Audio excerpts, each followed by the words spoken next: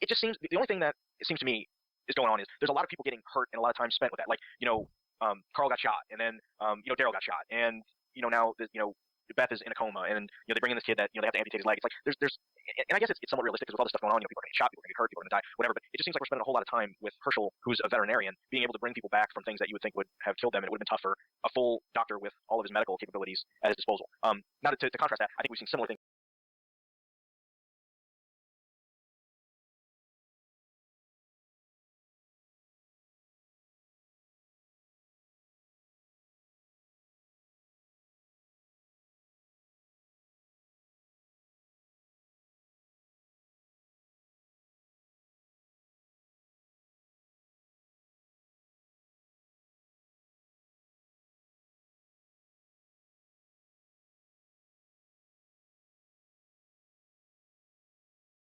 In the comic, so it's not like it's coming from completely out of left field in the show. Right. You brought up something that the synopsis I'm reading from didn't have, but if we jump back a little bit, there's that scene with is it Andrea and Maggie at Beth's bedside? It is Andrea and Maggie, because Andrea says she'd love to hear the story, and you kind of get that vibe that I lost my sister and I know where you're coming from type thing. I thought that was an amazing scene on the part of Maggie. The acting she was doing with her eyes, the different inflection she was putting on in with her voice, and I know I've had some problems with her accent before because I occasionally hear the British. Even last week, there's a couple times I heard the British accent come back through, but that was just an amazing bit of acting from her. I was really convinced by it. But anyway, jumping back into the regular timeline, like you said before, John, Shane is very upset with this whole thing about bringing the kid back, even though he was blindfolded. He says it's risky, and Rick said, "Look, he's blindfolded. His group left him for dead. What else are we going to do? This was the right thing to do, and we're going to get rid of him once he's recovered."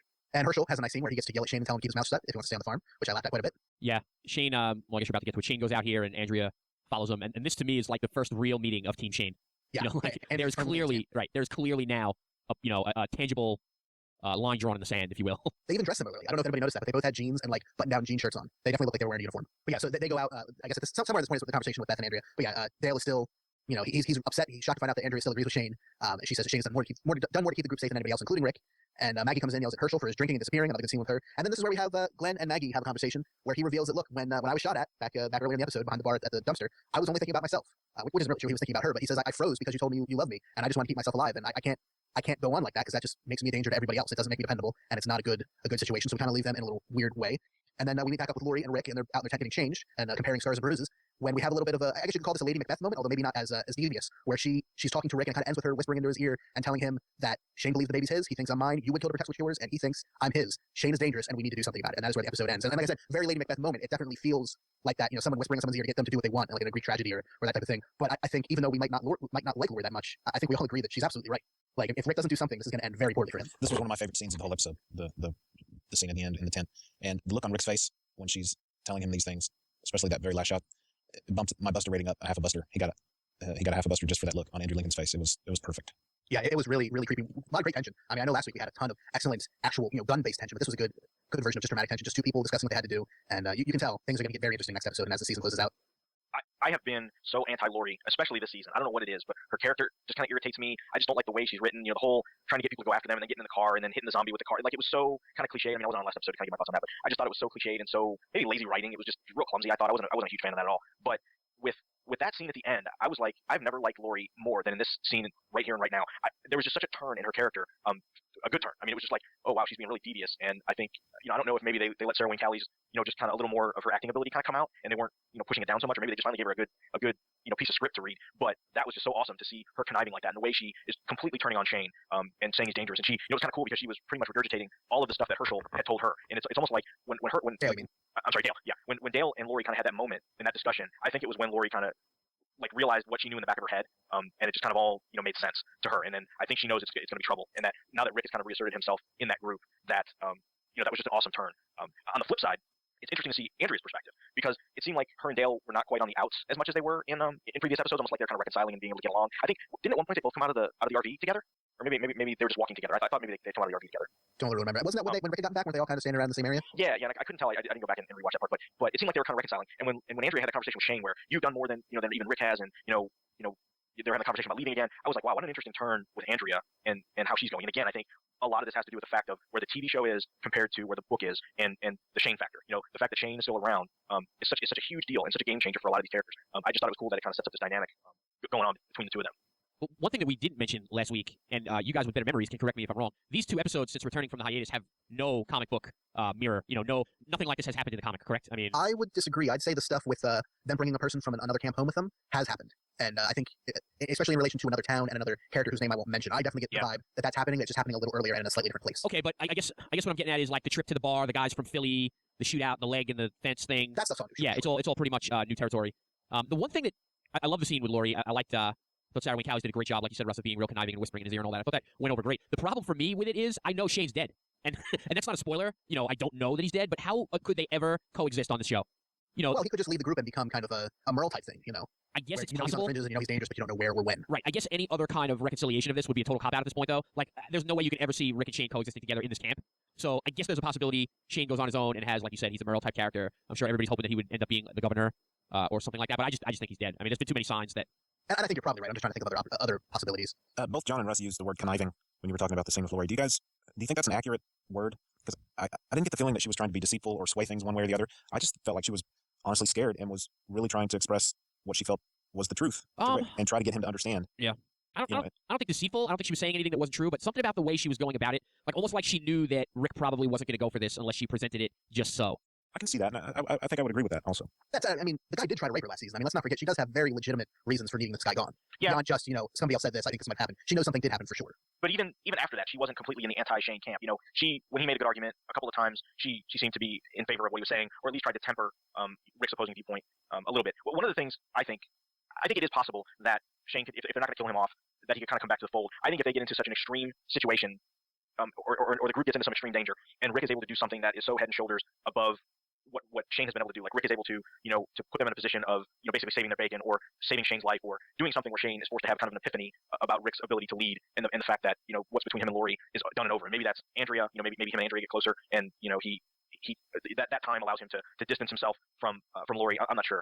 If we talk into the previews from next week, I think there's some interesting tidbits that we saw in that little 30-second clip or whatever with regards to what's going on in the next episode. I think the thing for me that convinces me that she wasn't trying to be deceitful or conniving is that she's very scared. She heard all this stuff from Dale, and then she saw it firsthand from Shane when he came to her and said, we're supposed to be together. That baby's mine. He was being delusional, basically, and I think it scared the crap out of her. So who else is she going to turn to but her husband? And she's going to try to get him to understand how she feels. I have one small thing, okay. And I'm curious what you guys thought. When Laurie and Rick are having their conversation, and she actually tells him about Shane saying that he thinks the baby's his, and Rick kind of had a non-response. I mean, you could tell it was like, oh man, I really don't want to have this conversation, or I really don't want to drag up the fact that my best friend slept with my wife probably more than once.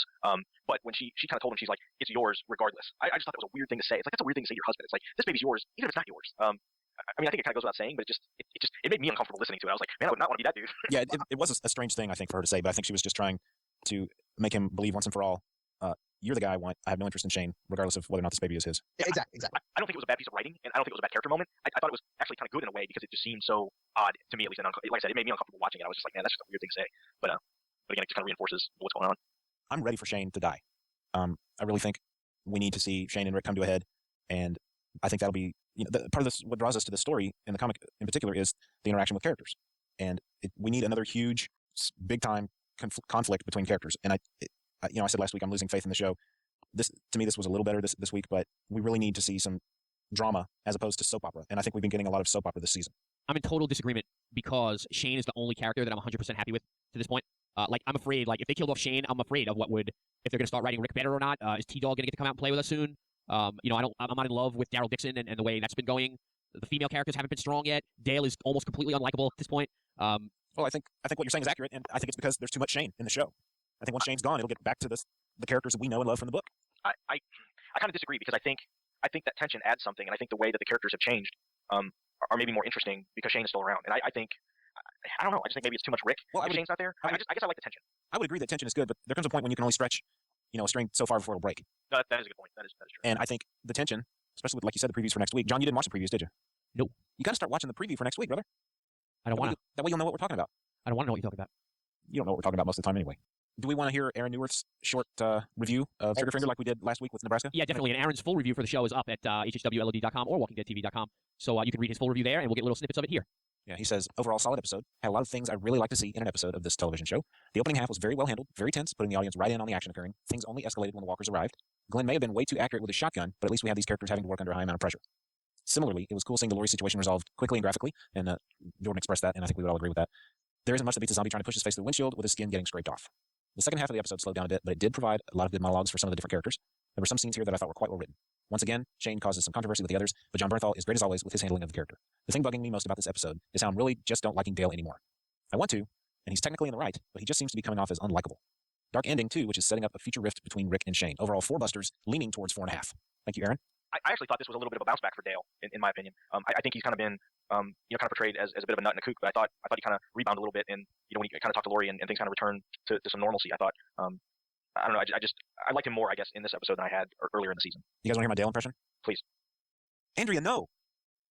It's pretty much what he says every week. That was uncanny. Yeah. Andrea, no. It's close, but you need to add more beard. Shane's dangerous, and I'm keeping the RV company. Changing hoses. I'm giving this a 3.5. It's a pretty generous 3.5, but I gave last week a 3. I think this was better, so I'm gonna go 3.5. And I'm hoping that I don't know what I'm hoping. I like zombie killing action, and I want more of it, more often. So 3.5. I think last week's episode was a 3.5. I think it was a generous 3 rating up until the last 10 minutes, and that was enough to jump it up a whole half point because it was just so awesome. This episode, I'll give it 3.75. It was definitely better and more consistent, I think, than the previous episode. But I think there were some things that were just a little out of whack. I mean, I think the Carol and Daryl stuff is just it needs to go somewhere and do something. I think there's too many of the characters that are kind of shunted to the background and we're not getting enough of. I mean, like we're not seeing enough T-Dog. And like you're saying, Daryl or Dale just seems to just kind of be a worrywart at this point. Like I said, this one's a little better, but I think we need to see more from him. I think some of the other characters in and around the farm, it just seems like it's the focus on a very small number of characters, and I'd like to see some focus on some of the others. But overall, good episode. I completely agree with Russ's rating and reasoning for last week's episode. I also give that a 3.5. This one I'll actually give a 4. I was even tempted to give a 4.25, but I really did enjoy the vast majority of this episode. There's a couple little things that, like Russ said, kind of didn't sit right with me, the Carol Daryl stuff, that still being in a coma. But for the most part, the acting, the writing, all of it seemed to work very well. And so, yeah, a solid 4 for me. I'm going to give it 3.5, and half a buster, like I said earlier, was for the look on Rick's face at the end of the episode. I thought it was perfect. Better than last week. Not one of the best episodes we've seen. On Twitter, Brad ZB gives it 3.5 busters. He would have given it a 10 if Rick and Lori died. Oh, wow. The 10 just explodes from an RPG or something right at the end. Right. BDS Murph says I'd have to go with 3.75. Still a little slow, but it's building to what will hopefully be a big Rick and Shane showdown. The Walking Dead _locations gives it 3.75 to 4. Shogo _67 says overall I thought Triggerfinger was a solid episode. Tensions are rising and walkers get killed. That's all we can ask for, folks. Which, at this point, I think is fairly accurate. Keep the tensions coming. Give us more zombie kills, and we should be happier. is that all of them from Twitter, Brad? G _XELA. I'm not even going to try to pronounce that. It seems Shane's time is almost up. I hope the people that take him down end up looking more evil than they made him out to be. That's an interesting thought. And that's it for the Twitter. All right, we got a bunch on Facebook. I'll just run through some ratings quickly. These people were nice enough to leave us Facebook comments. You can find Walking Dead TV Podcast by searching just that on Facebook and join the group. And Brad just went over our Twitter, which is at WDTV Podcast. Mike Jones gave it a 4 out of 5. Belinda gave it a 2.5 or maybe 3. She says, sloppy writing, I say. Let's see why. Let's look into that. She feels cheated by them not showing us how they managed to lift the injured guy over the fence, carry him to the car, blindfold him, fight off the zombies, etc. So there's a person that was a little upset that we didn't see that escape. Carlos gives it a 3. Everard, 3.5. Rob Toll, a 4. They did a good job of balancing the action and the drama. 3.5 for Ken, 4 for Susan, 4.5 for Robert, and 4 for Than. Well, we got a lot of comments on Facebook this time, which is cool. 4.5 for Luke Smith. So pretty much, again, rate 1 really low, 1, 2.5, and mostly, 3.5 to 4.5 otherwise. So it's still keeping people happy to some extent. I mean, it's a Walking Dead TV show. That goes pretty far, I would say. And we don't have the ratings, the actual Nielsen ratings for this week that I've seen yet. And I know you guys slightly mentioned them last week, but I don't think you had the full numbers. It broke the previous record for Walking Dead. Yeah, that's basically what we said. We didn't worry about how the mid-season hiatus was going to affect the show. I think this proves it didn't hurt it one little bit, at least not in the ratings department. It was 8.1 million, I believe, was the viewership, which is, again breaks the basic cable viewership for a scripted program. That is crazy. Yeah, and good going to them. And it's funny. I'm gonna play a I called it card, but one of the things I said at the end of last season was that we were concerned because the ratings were, I say, sliding, but it's still better than most any other cable TV show, even at its low point last season. But I kind of said I wonder if based on the ending of the mid-season finale, that once people got wind of what they did, if that would draw people either back in for the premiere or generate a lot of buzz. What's going on, and it seems like something brought more people back to it than started with it at season 2. So I thought that was kind of cool. A friend of mine is working his way through my season 1 Blu-ray right now, and he's like, "Are you kidding me? There's only 6 episodes this season. I have to wait for more." I'm like, "Yeah, you had to wait, dude. I had to wait like 9 months. You're gonna wait." So he's excited about it. We had to record about totally unrelated crap for 9 months waiting for the season. So that is it for this week. If you want to leave us a voicemail, you can do so, 516-468-7912, or send us an email, comments@walkingdeadtv.com. Don't forget you can now hear the shows on our YouTube channel, Walking Dead TV Podcast, where you can also catch Comic-Con videos, contests, and more. Check out hhwlod.com for all of our other great shows like Half Hour Wasted, Legion of Dudes, the PKD Black Box, Out Now with Aaron and Abe, and the Tech Dudes, and the brand new Podcast. Also keep an eye out for our less regular shows like Media Minutes. Of course, all these shows can be found on Facebook as well. Don't forget to check out Forum for Geeks, where you can discuss this episode, as well as many others of this and many other awesome podcasts, and follow us on Twitter, @WDTV Podcast and @HHWLOD_network. So until there's no more room in hell and the dead walk the earth, remember, this episode would have gotten a 10 out of 5 if freaking Lori had died. And next week on The Walking Dead, this may contain slight spoilers. The synopsis we have, the episode is called 18 Miles Out. The synopsis is Rick and Shane come into conflict, surprise, surprise, over the fate of an outsider. Andrea helps Herschel's youngest daughter face a crucial decision. Have a good week. Good night. Yeah.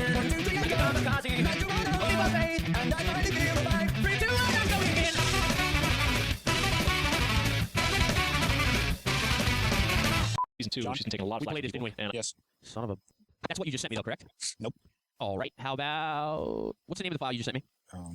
You're Got it. WMV. A whole and Shane story. Welcome to episode 1 of The Walking Dead TV. Ba-ba-ba-ba. Let's see. How did that happen? I have a. No, you sent me Walking Dead from Brett. Then I goofed up. No, you didn't. Okay, a whole and Shane story. Hey, but not so loud. Okay, and try again. Hey, let's start from the beginning. We can't hear it. Oh, bloopers. Hey guys, it's Brett again. Oh my god, hold on a second. That's really loud. What is this, podcast, Raz? That show runs like silk. I gotta Because do you don't have to it. coordinate 17 people. with different skills. Absolutely. And before Jim comes back next week and says, how do you miss the main obvious reference with his name? Look at the big brain on Brett. I think we used that last time he left the voicemail, but He just said something about emailing to a phone number. hey, listen, obviously this is completely off the rails, so I say we move on. All right, I'm starting the whole damn thing over. This is going to be great bloopers. So we thank... Alrighty. 1 second. I am Sorry, I didn't think so ready. Give me a sec. Sorry. Procrastinators unite tomorrow. No, I needed to watch down a bite of food before I started talking, so it wasn't a one giant phlegm fest, which is a great movie, by the way. But anyway, usually it's Uranus. That's Well, not really out of context. for Well, anybody. that wasn't I'm, nice. I'm not going to leave it in. Are you kidding? Oh, okay. Oh, we're cutting this part? Cock No, balls. I'm just cutting the Uranus and now the part. Also, any mentions of booby fountain, anything. I don't know. Fountain? I don't know. I'm just spitballing at this point. Quit while you're behind. That's what she said.